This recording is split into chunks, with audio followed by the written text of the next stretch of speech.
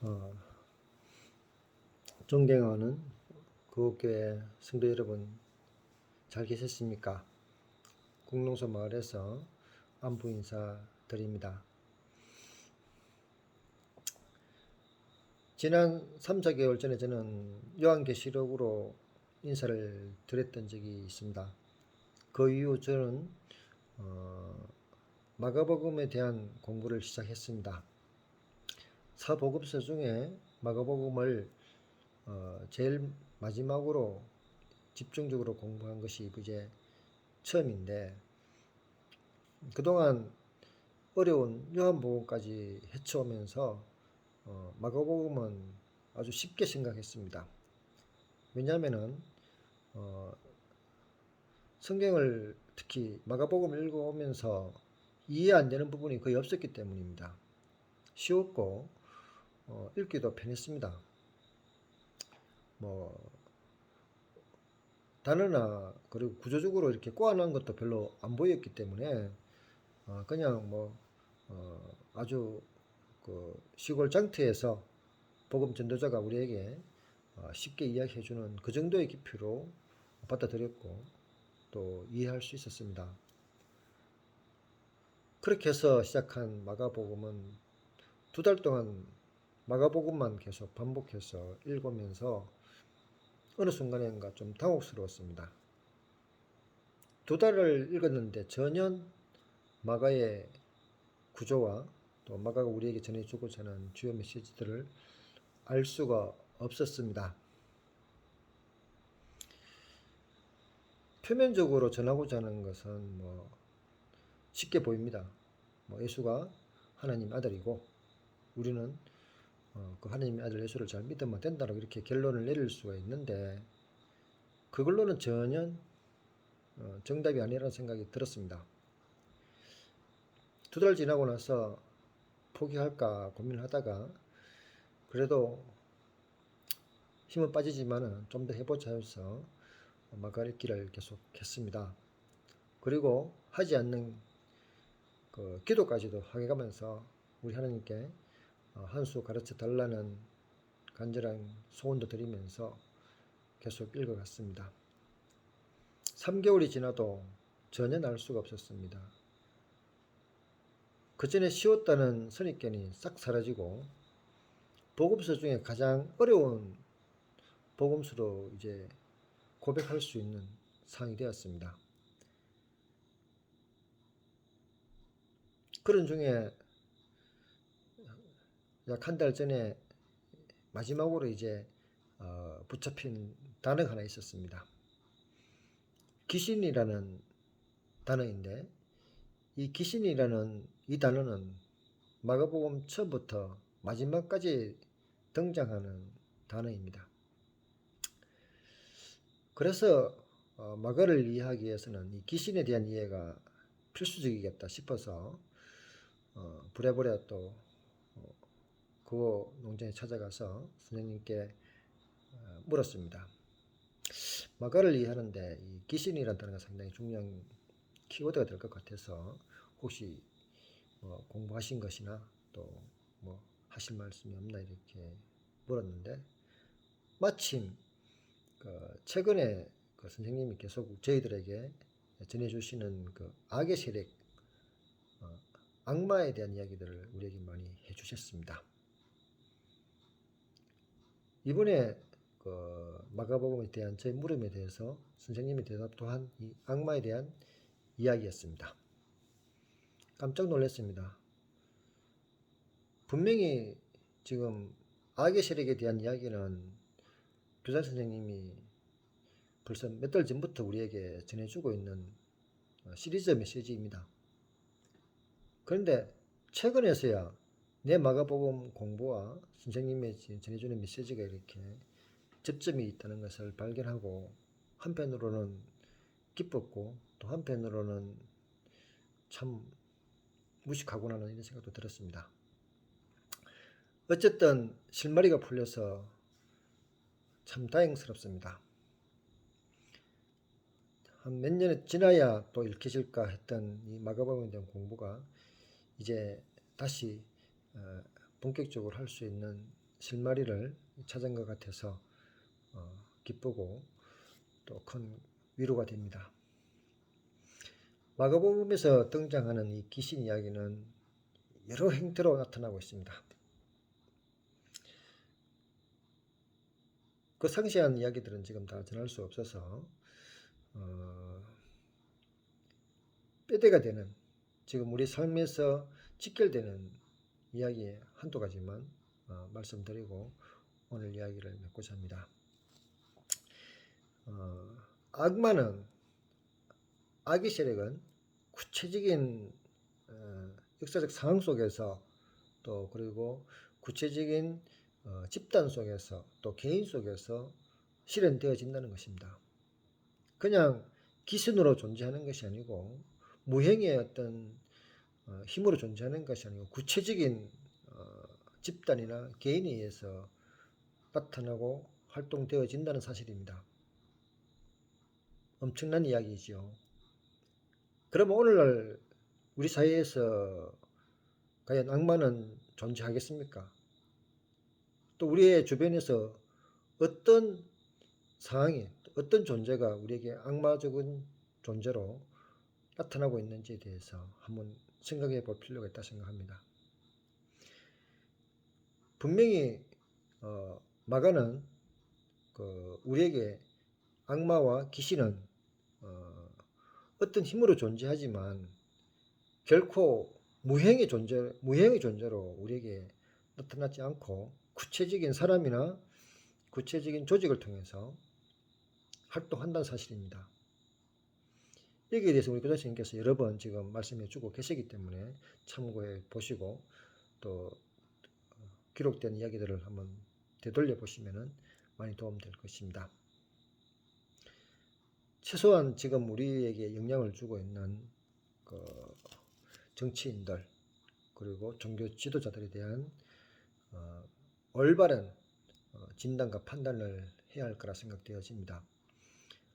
정치 지도자와 종교 지도자에 대한 정확한 분별이 없이는 우리는 악마를 분별할 수도 없고 이해할 수도 없습니다. 그래서 마가는 엄청 무서운 이야기를 우리에게 전해주고 있습니다. 그냥 눈에 보이지 않는 귀신 이야기가 아니라 우리 눈에 보이는 지도자들, 눈에 보이는 우리의 선생님들, 눈에 보이는 어떤 그룹들, 힘을 가진 그룹들이 어떤 짓을 하고 있는지, 어떤 행위를 하고 있는지를 보고 그들이 악마의 집단인지 아니면 하나님의 뜻을 실현하는 성도의 집단인지를 분별해 보자는 것입니다. 이것이 지금 마가복음이 우리에게 전해주는 핵심 메시지이고 요구사항인지도 모르겠습니다. 어쨌든 이제 마가 공부는 시작된 것 같습니다. 우리 교장선생님도 이 마가복음이 엄청 어려웠다고 말씀하시고 지금까지 마가에 대해서 말씀을 안 해 오셨다고 합니다. 저도 이렇게 하실 아닌 것이었기 때문에 이 마가복음에 대해서 구체적인 내용이나 이야기를 할 수 없는 현재 입장입니다. 다만 이제부터 우리가 이 마가를 심도 있게 접할시키고 왔다는 것이고 마가를 읽지 않고서는 우리가 싸워야 될 대상이 누군지를 알 수 없다는 사실입니다. 그래서 앞으로 철저하게 우리의 싸울 대상이 누구며 또 악마는 우리에게 어떤 모습으로 우리 사회와 우리 지역에서 활동하고 있는지를 분별해내서 그들과 싸우고 승리하는 우리들의 삶이 되어야 될 것이라고 생각을 합니다. 여기까지 오늘 제가 전하고자 하는 이야기입니다. 그렇지만 또 모처럼 이야기하는 상황에서 또 제 마가복음과 동시에 현재 제가 마음속에 늘 생각하고 있는 신앙적인 이야기 한 가지를 더하고 오늘 인사를 마치고자 합니다. 잠언 3장 6절에 이런 말씀이 있습니다. 너는 범사에 그를 인정하라. 그러면 너의 길을 지도해 주시리라는 이야기입니다. 범사에 그를 인정하라.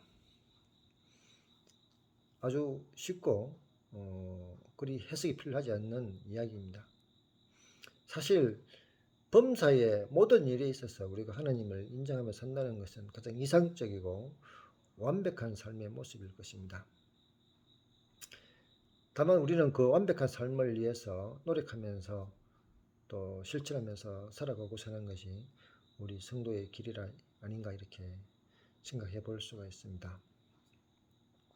좀 더 그나마 주를 인정한다는 것이, 범사의 주를 인정한다는 것이 뭘까 했을 때 언어적인 의미로는 범사에 하나님께 물어보라는 것입니다. 이것이 그 언어적인 의미고요. 다른 신앙적인 의미들을 이게 하나님을 인정한다는 것이 뭔가에 대한 이야기들은 각자가 다양하게 고백할 수 있을 것입니다. 아마 교회에서 이 부분에 대해서는 엄청나게 설교거리로서 잘 이용되고 있고 또 말씀이 전해지는 내용들입니다. 범사에 하나님을 인정한다는 것은 우리가 기도하면서 매 일마다 하나님의 뜻을 묻고 또 가야 할 길을 찾는 것, 또 모든 일마다 하나님의 영광을 위해서 하는 일, 이런 것들이 하나님을 인정하는 하나의 모습일 수도 있겠습니다. 그러나 최근 몇 달 동안 저한테 하나님을 범사에 인정한다는 것이 뭐냐 묻는다 하면은 저는 이렇게 말씀해 보고 싶습니다. 솔직히 저는 범사의 주를 인정한다는 삶을 살 수도 없고 살아오지도 못했습니다. 그래서 이 부분은 솔직히 부담스러운 요구이고 제가 어찌 보면은 평생 범사의 주를 인정하지 못하는 삶을 살다 갈 수도 있습니다. 그렇지만 범사는 아니지만 가끔씩이라도 하나님을 인정하며 살고자 하는 그런 마음은 가지고 있습니다. 가끔씩이라도 하나님을 인정하면서 산다는 것이 뭘까? 오늘 저한테 물어보신다면 저는 이렇게 고백하고 싶습니다. 하나님을 인정한다는 것, 물어보고 기도하고 또 하나님의 뜻을 실천하고 그리고 하나님과 동행하고 여러 가지 표현으로 할 수 있지만 제 언어로 표현할 때는 이것입니다. 하나님 앞에서 전율하는 마음, 이것을 저는 하나님을 인정하는 것이 아닐까 생각되어집니다. 예수 그리스도의 이름 앞에 온 심장이 떨리고 예수 그리스도 그 이름 앞에 내 영혼의 모든 감각들이 집중할 수 있다면 그것이 진정으로 하나님을 인정하는 사항이 아닐까 그래 이해하고 있습니다. 어릴 적부터 수십 년간 우리는 예수 그리스도 이름을 불러왔고 아플 때나 기쁠 때나 힘들 때나 우리는 예수 그리스도를 찾아왔습니다. 그러나 이제 저는 정말 하나님을 인정하는 우리의 모습이 뭘까 이렇게 고백할 때에 예수 그리스도의 그 이름으로 우리의 영혼이 떨리고 예수 그리스도의 그 이름 앞에 우리의 심장이 진동하는 그 경지 속에서 우린 진정으로 하나님을 인정할 수 있지 않나 생각합니다. 오늘 우리가 부르는 예수 그리스도의 그 이름이 나의 모든 것이 되어지고 오늘 제가 찾는 예수 그리스도가 내 삶의 궁극이 되고 내 삶의 목적이 되어지는 전부가 되어지는 그 경지, 그 상황이 진정으로 우리가 하나님을 인정하는 모습이 아닐까 이해하고 있습니다. 정말 흔하게 불려지는 예수 그리스도의 그 이름이 오늘 이 순간에 저희에게는 전부가 되어지고 그것이 저희의 소망이 되어지고 또 우리의 고통 속에서 유일한 위안이 되어지는 그 이름이 될 때에 진정으로 우리는 예수 그리스도를 인정하고 사는 것이 아닐까 싶습니다. 이 말을 종일 반복해도 조금도 저는 의식하지 않습니다. 정말 그 이름 앞에 나는 당당했는가? 나는 정말 그 이름 앞에 온전히 무릎을 안 구부리고 설 수 있을까? 나는 진정 그 이름 앞에서 우리는 얼마나 감사하면서 오늘도 진심으로 그분의 눈을 바라볼 수 있을까 생각해 보면은 솔직히 가슴이 먹먹해집니다. 그렇게 친근하게 수십 번을 우리는 예수 그리스도 이름을 불러왔습니다. 그러나 오늘 우리가 부르는 예수 그리스도의 그 이름이 제 모든 것이 되어지고 내 심장이 되어지는 이 귀한 시간이 되는 것이 어쩌면 우리의 자랑이고 우리의 기쁨이지 않는가 생각해 봅니다. 다시 코로나가 번창하고 있습니다. 늘 건강하시고 다시 대면해서 만날 때까지 아프지 마시고 슬픈 일은 좀 나누어서 함께 지고 갔으면 좋겠습니다. 기쁜 일 또한 함께 나누면서 떨리는 그 일과 함께 서로 위로하면서 살아갔으면 좋겠습니다. 건강하게 안녕히 계십시오. 고맙습니다.